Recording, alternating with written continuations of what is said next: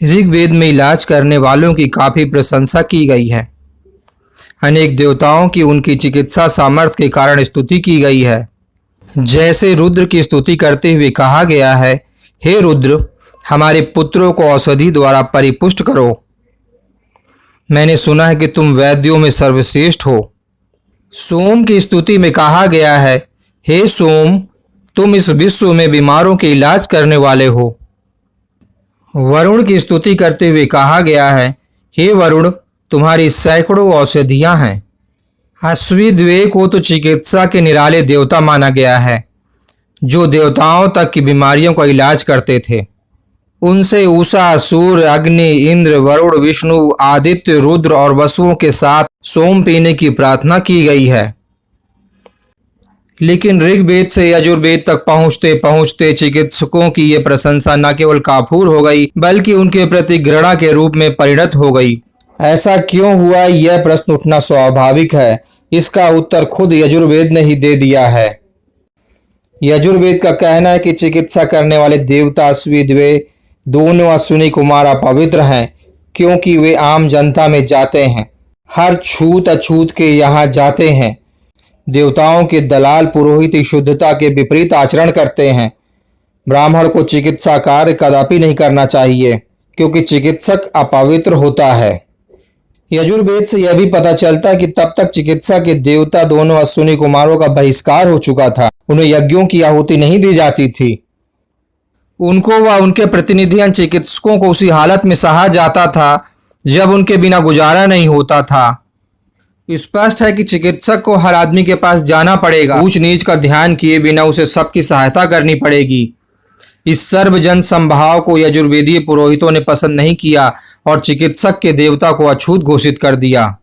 महाभारत में आता है कि च्यवन ऋषि ने जब इंद्र को अस्थियों के साथ सोमपान करने को कहा तो उसने उत्तर दिया, हे विप्र, अश्विनी कुमार हम लोगों के द्वारा निंदित हैं, फिर वे सोमपान के अधिकारी कैसे हो सकते हैं?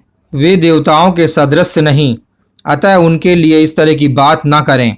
हम उनके साथ सोमपान नहीं करना चाहते, अतः इसे छोड़कर यदि किसी अन्य काम की आप आज्ञा देंगे उसे मैं अवश्य पूर्ण करूंगा। यही नहीं, चिकित्सक को बलि का पशु भी बनाया गया।